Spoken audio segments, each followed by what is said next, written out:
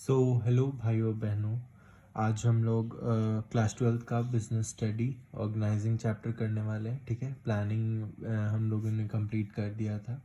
Okay, so in today's video we are going to cover organizing chapter. Okay, so organizing basically बहुत important chapter है। ठीक है, आपके exam में इससे बहुत सारे क्वेश्चन अराइज होते हैं और ये उतना टफ भी नहीं है, ये बहुत इजी और स्मॉल चैप्टर है। सो धीरे धीरे पढ़ेंगे। बेसिकली इसका जो वीडियो है max to max 3 to 4 videos में हम इसको कवर करेंगे और अच्छे से कॉन्सेप्ट क्लियर करके करने वाले हैं cover. Okay, so without wasting any time let's start. Organizing, ठीक है। ऑर्गेनाइजिंग चैप्टर क्या है? ऑर्गेनाइजिंग चैप्टर जो है प्लानिंग के बाद आता है। ठीक है, जैसे कि हम लोग प्लानिंग में पढ़ा कि किसी भी ऑर्गेनाइजेशन को अगर करने के लिए हम लोगों को क्या करना पड़ता है, किसी भी बिजनेस को स्टार्ट करने के लिए हम लोगों को क्या करना पड़ता है, सबसे पहले प्लानिंग करना पड़ता है। ठीक है, जो कि हम लोगों ने प्लानिंग चैप्टर में कर लिया। अब प्लानिंग तो कर ली है, ठीक है। नाउ प्लानिंग के बाद हम लोग क्या करेंगे कि हम लोगों का जो बिजनेस है वो चले। ठीक है, तो प्लानिंग के बाद आता है organizing. Next step is organizing. तो ऑर्गेनाइजिंग में क्या करेंगे? ऑर्गेनाइजिंग में हम लोग बेसिकली जो प्लान किए हैं कि हम लोग जो टास्क है वो कैसे परफॉर्म होगा, कैसे हमारा गोल अचीव होगा, किस किस चीज़ों से क्या क्या करेंगे तो अचीव होगा, तो उन सब चीज़ों को करने के लिए क्या क्या चीज़ों का ज़रूरत पड़ेगा, उसे हम लोग ऑर्गेनाइजिंग कहते हैं। ठीक है, बेसिकली चीज़ों में जैसे raw material, machineries, tools, capital and personal, इन सब चीज़ों का जब हम इन सब चीज़ों को इकट्ठा करेंगे, ठीक है, ऑर्गेनाइज करेंगे to perform a task is known as organizing. ठीक है, बेसिकली इन शॉर्ट ऑर्गेनाइजिंग क्या होता है? ऑर्गेनाइजिंग वो सिस्टम है या फिर वो एक प्रोसेस है जिसमें हम लोग अपने गोल को अचीव करने के लिए जिस जिस मटेरियल का हम लोगों को ज़रूरत है, मशीन, टूल्स, कैपिटल, इन सब चीज़ों का ज़रूरत पड़ता है, उन सब चीज़ों को अरेंज करना, उसे ही ऑर्गेनाइजिंग कहते हैं। ठीक है, now our next topic is organizing process. Now organizing process में क्या है? ऑर्गेनाइजिंग प्रोसेस हमारा 4 पार्ट में डिवाइडेड है। First is identification and division of work, second is departmentalisation, third is assignment of duty and fourth is establishing reporting relationship. ठीक है, अब देखो आइडेंटिफिकेशन में क्या है, इसमें जो है हम लोग पहले आइडेंटिफाई करेंगे कि काम करना क्या है। ठीक है, identification and division of work. ठीक है, जब डिसाइड कर लेंगे कि काम करना क्या है, देन डिवीजन ऑफ वर्क, उस काम को कौन कौन करेगा। ठीक है, देन इसे ही हम लोग identification and division of work करते हैं। ठीक है, बेसिकली यहाँ पे हम लोग ये देखेंगे कि काम क्या करना है और उस काम को कौन करेगा। ठीक है, उस काम को करने के लिए भी सही पर्सन होना चाहिए। ठीक है, जैसे मानो एक स्कूल है। ठीक है, तो स्कूल का जैसे सब्जेक्ट है, तो सब्जेक्ट इंग्लिश है, मैथ्स है, एसएसटी है, तो हम लोग क्या करते हैं, आइडेंटिफाई करते हैं कि यहाँ पे पढ़ाना है। ठीक है, पढ़ाने के बाद उस सब्जेक्ट को कौन कौन टीचर पढ़ाएगा, that is known as division of work. जैसे साइंस के लिए तो साइंस का बेस्ट टीचर, जैसे साइंस है तो साइंस का बेस्ट टीचर कौन है, बेस्ट टीचर को हम लोग उस सब्जेक्ट को पढ़वाएंगे उनसे। ठीक है, मैथ्स है तो मैथ्स का जो टीचर स्पेशलिस्ट है, जो मैथ्स में अच्छे डिग्री लिए हुए हैं, उन्हें रखेंगे और सो ऑन। ठीक है, तो बेसिकली यहाँ पे वही कहा जा रहा है कि पहले आइडेंटिफाई करेंगे कि उस काम क्या काम है, and then division of work, कि उस काम को कौन करेगा। ठीक है, अब जैसे मान लो यहाँ पे जो टीचर मैथ्स के हैं, अगर मैथ्स के टीचर को हम लोग बोल देंगे साइंस को पढ़ाने, तो वो उतने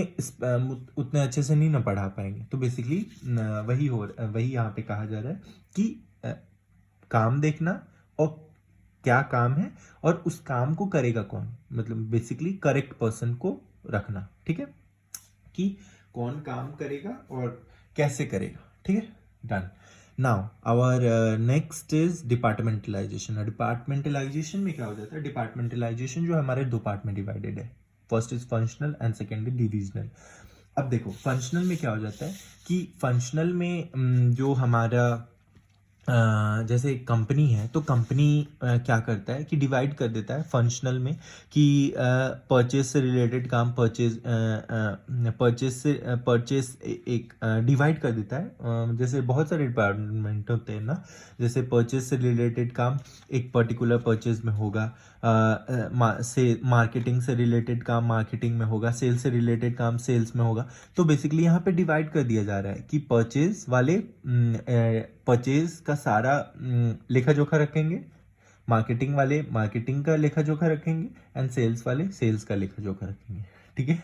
नाउ डिविजनल, डिविजनल में क्या हो जाता है, जो कंपनी एक से ज़्यादा प्रोडक्ट को मैन्युफैक्चर करती है उसे हम लोग डिविजनल कहेंगे। ठीक है। अब डिविजनल में जैसे क्या हो जाता है कि मानो रिलायंस है, ठीक है, रिलायंस जियो सिम भी बनाती है, रिलायंस रिलायंस का मॉल भी है, रिलायंस पेट्रोलियम में भी है, रिलायंस और भी बहुत सारे डिपार्टमेंट में है। ठीक है। तो बेसिकली वो क्या कर रही है, वो अपने जितने भी जियो के जितने भी ब्रांच हैं, चाहे जियो से जितने भी रिलेटेड सारे लेखा जोखा हैं बेसिकली, ठीक है, वो एक जगह कर रही है। पेट्रोलियम के उसके बहुत सारे ब्रांच है ऑल ओवर इंडिया में, तो सारे पेट्रोलियम का जो लेखा जोखा है वो एक जगह कर रही है। ठीक है। बेसिकली वो डिवाइड कर रही है। ठीक है। जियो को अलग डिवाइड कर रही है, जियो का कोई हेड, जैसे जियो ऑल ओवर इंडिया में है, ठीक है, तो ऑल ओवर इंडिया का जियो से जितने भी कैश फ्लो इनफ्लो और उससे जितने भी रिलेटेड डिसीजंस हैं, चाहे उसके जितने भी रिलेटेड उसके जो काम है वो एक पर्टिकुलर सेक्शन में वो डिवाइड कर दी है। देन पेट्रोलियम के रिलेटेड सारे पेट्रोलियम में, ऑटोमोबाइल के रिलेटेड सारे ऑटोमोबाइल में, तो उसे ही हम लोग डिविजनल कहेंगे। ठीक है। Now assignment of duties. अब असाइनमेंट ऑफ ड्यूटीज में क्या हो जाता है कि अगर कोई जैसे एम्प्लॉयज है, ठीक है, बेसिकली यहाँ पे हम लोग को ये दिखना है, जो जैसे कि मानो identification and division of work में हम लोगों ने डिवाइड तो कर दिया काम को। ठीक है। अब हम लोग को ये देखना है यहाँ पे कि उस पर्टिकुलर काम को करने के लिए हम लोगों ने सही एम्प्लॉय को बैठा रखा भी है या नहीं। ठीक है। उसका क्या क्या दो चीज़ों पे उसको मेजर करेंगे, पहला qualification and then skill of employ. ठीक है। फॉर एग्जाम्पल इसे समझो, जैसे मानो थ्रू एन दिस एग्जाम्पल कि एक स्कूल है और उसमें टीचर्स को पढ़ाना है। ठीक है। अब पढ़ाने के लिए, अब जैसे मानो कोई मैथ्स का टीचर है, ठीक है, मैथ्स के टीचर को हम बोल दिए कि भाई आप जाके साइंस पढ़ाइए, तो मैथ्स के टीचर साइंस के बच्चों को कैसे पढ़ाएंगे। ठीक है। वो उसको उस सब्जेक्ट पर्टिकुलर सब्जेक्ट के बारे में कोई नॉलेज ही नहीं है, तो वो क्या पढ़ेंगे, तो ऑफ कोर्स उस चीज़ों को गलत सलत पढ़ा देंगे भाई। तो बेसिकली यहाँ पे वही कहा जा रहा है कि हम लोग जब किसी कंपनी में किसी एम्प्लॉय को रखेंगे तो उस एम्प्लॉय का उस काम के लिए क्वालिफिकेशन, उस चीज़ के बारे में वो जान भी रहा है कि नहीं, और सेकेंड स्किल, उस काम को करने में उसका स्किल है भी कि नहीं। ठीक है। अगर उसका स्किल ही नहीं रहेगा तो वो काम को सही ढंग से नहीं करेगा, वो उसका उसमें इंटरेस्ट ही नहीं रहेगा, वो उसके बारे में कुछ जान ही नहीं रहा है, तो ऑफकोर्स उसे गलत सलत करेगा। ठीक है। तो बेसिकली यहाँ पे वही असाइनमेंट ऑफ ड्यूटीज की कौन एम्प्लॉय किस काम को करेगा, और उस अगर वो करने के लिए उसका क्वालिफिकेशन और स्किल ऑफ एम्प्लॉयज वो काम के लिए है भी या नहीं। ठीक है। Now establishing reporting relationship. अब इसमें क्या हो जाता है कि जैसे मानो एक कंपनी है, ठीक है, एक कंपनी के नीचे टॉप मिडिल और लोअर लेवल है। ठीक है। Top middle and lower level है। अब देखो यहाँ पे बेसिकली ये कहा जा रहा है कि एक कंपनी में टॉप मिडिल और लोअर लेवल होने का बहुत ज़रूरी है। ठीक है। और इनफैक्ट अगर ये लेवल नहीं रहेंगे तो हमारे जो कंपनी के, जैसे मानो यहाँ पे एम्प्लॉयज़ हैं, यहाँ पे मैनेजर्स हैं, तो ये जो एम्प्लॉयज़ हैं अपने काम को ढंग से नहीं करेंगे। ठीक है। ये इनके ऑफिस आने का टाइम सही नहीं रहेगा। अगर बेसिकली इनके ऊपर अगर कोई मैनेजर नहीं रहेगा तो इनके उसको ऑफिस आने का टाइम सही से नहीं रहेगा, ये काम ढंग से नहीं करेंगे, ये वेस्टिंग ऑफ टाइम, इफेक्टिवनेस और इफिशियंसी से ये काम नहीं करेंगे। तो बेसिकली ये जो भी हमारे कंपनीज होती हैं, उन कंपनीज में मतलब बेसिकली लेवल जो होते हैं टॉप मिडिल एंड लोअर, इसका होना, इसका प्रॉपर अरेंजमेंट होना बहुत ज़रूरी है, ठीक है। और इसका प्रॉपर अरेंजमेंट को भी चेक करना बहुत ज़रूरी है। अगर मैनेजर सही नहीं रहेगा, मैनेजर अगर किसी कंपनी का अच्छा नहीं रहेगा, तो वो अपने एम्प्लॉयज़ से काम निकालना ही नहीं जानेगा कि कैसे उसे मैनेज करे, कैसे उस जो एम्प्लॉयज़ हैं उसके कंपनीज में, उसे कैसे वो मोटिवेट करेगा, कैसे वो उससे काम इफेक्टिवनेस और इफिशियंसी से निकालेगा, उसे पता ही नहीं रहेगा। तो फिर हमारा जो गोल है वो अच्छे से अचीव नहीं हो पाएगा, ठीक है। तो बेसिकली एक कंपनी में top middle and lower level का अच्छा रिलेशनशिप भी होना बहुत ज़रूरी है, ठीक है। तो इसे ही हम लोग एस्टैब्लिशिंग रिपोर्टिंग रिलेशनशिप कहते हैं, ठीक है। Now we have organizational structure, ठीक है। ऑर्गेनाइजेशनल स्ट्रक्चर हमारा जो है वो बेसिकली दो पार्ट में डिवाइडेड हुआ है, ठीक है। सॉरी, हाँ, फ्रेम से बाहर हो गया था। ओके, तो ऑर्गेनाइजेशनल स्ट्रक्चर जो है हमारा दो पार्ट में डिवाइडेड है। अब ऑर्गेनाइजेशनल स्ट्रक्चर किसे कहते हैं? Organizational structure is a framework within which managerial and operational task are perform, ठीक है। अब देखो, ऑर्गेनाइजेशनल स्ट्रक्चर एक ऐसा फ्रेमवर्क है जिसमें हमारा सारा managerial and operational task perform होता है, उसी को हम लोग ऑर्गेनाइजेशन स्ट्रक्चर कहते हैं, ठीक है। ऑर्गेनाइजेशन स्ट्रक्चर जो है हमारा मेक क्लियर करता है who is reporting to whom, ठीक है। नाउ ऑर्गेनाइजेशन स्ट्रक्चर हमारा दो पार्ट में डिवाइडेड है, first is functional and second is divisional. अब देखो, फंक्शनल एंड डिवीजनल। फंक्शनल में जैसे हम लोग यहाँ डिपार्टमेंटलाइजेशन में फंक्शनल एंड डिवीजन पढ़े, ये उसी का इलेबोरेट फॉर्म है, ठीक है। फंक्शनल में क्या है कि यहाँ पे हम लोग जो जैसे jobs are grouped as per the function of functions, ठीक है। यहाँ पे ये कहा जा रहा है, वही कहा जा रहा है कि जैसे एक कंपनी है, ठीक है, तो एक कंपनी का परचेज से रिलेटेड काम सारा एक जगह होगा, सेल से रिलेटेड काम एक जगह होगा, और मार्केटिंग से रिलेटेड काम सारा एक जगह होगा। बेसिकली देखो, यहाँ पे जो है ना, ये एक सिंगल, जैसे कोई एक कंपनी है जो कि सिंगल है, मतलब सिंगल इन द सेंस कि वो जैसे मानो टाटा है, ठीक है, वो सिर्फ और सिर्फ वो मानो एक ऑटोमोबाइल इंडस्ट्री में है, ठीक है, टाटा, ठीक है। और यहाँ पे मान लो रिलायंस, ठीक है। टाटा जो है वो एक समझ के चलो कि वो एक सिर्फ ऑटोमोबाइल फील्ड में वो है, ठीक है। तो ऑटोमोबाइल फील्ड में है तो उसको ऑटोमोबाइल में भी तो बहुत सारे डिपार्टमेंट है ना, परचेज है, सेल्स है, मार्केटिंग है। तो यहाँ पे फंक्शनल में हम लोग डिवाइड कर देते हैं कि परचेज से रिलेटेड काम सारा परचेज में होगा, सेल्स से रिलेटेड काम टाटा का सेल्स में होगा, मार्केटिंग से रिलेटेड काम सारा टाटा का मार्केटिंग में होगा।